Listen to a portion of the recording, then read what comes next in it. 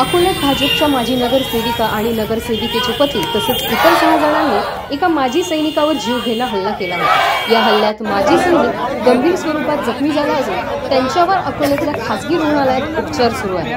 बुद्धपाल सदाशिव असे या जखमी झालेल्या माजी सैनिकाचे नाव आहे। या प्रकरणात अकोला पोलिसांनी भाजपच्या माजी नगरसेविका मंगला सोनवणे आणि त्यांचे पती गजानन सोनवणे यांच्यासह 8 लोकांविरुद्ध गुन्हा दाखल केला होता। त्यातील मुख्य आरोपीसह 3 आरोपींना अटक करण्यात आली होती।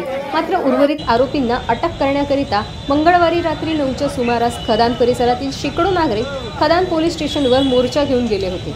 यावेळी उपविभागीय पोलीस अधिकारी सतीश कुलकर्णीसह खदान पोलीस स्टेशनचे पोलीस निरीक्षक नंदकिशोर शेळगे यांनी खदान परिसरातील नागरिकांची समजूत काढून उर्वरित आरोपींना तात्काळ अटक करण्यात येईल असे आश्वासन दिले।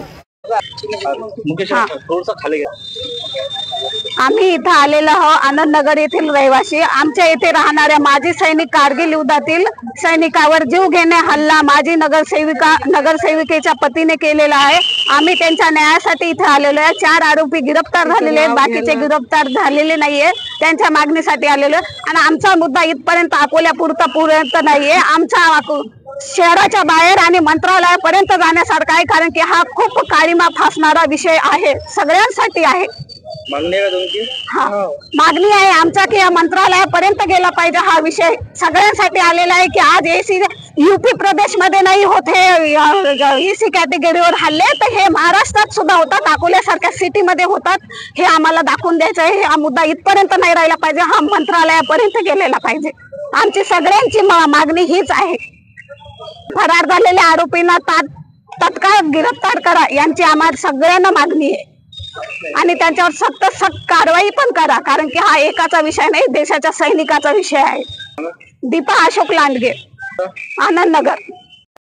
मी दीपमाला सागर पखाले आनंदनगर येथील रहिवासी असून सदाशिव यांची बाजूला राहते। त्यांच्यावर जीवघेणा हल्ला झालेला आहे आणि हे हल्ले त्यांच्यावर आजच नाही झाले तर प्रत्येक महिन्याला त्यांच्या बरोबर या गोष्टीवरून नेहमी वाद होतात असत।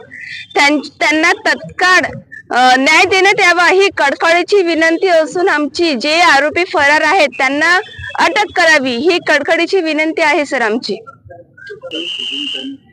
आज आम्ही मोर्चा काढलेला आहे आमच्या आनंदनगर येथून। आम्हाला शिवीगाळी केलेली आहे सर आता, म्हणून आम्ही थेट पोलीस स्टेशन मध्ये आलेलो आहोत। त्यांनी सांगितलेलं आहे की सध्या कारवाई चालू आहे, पण आम्हाला तरी वाटत नाही की कारवाई चालू आहे, तर आम्हाला लवकरात लवकर न्याय देण्यात यावा ही विनंती आहे।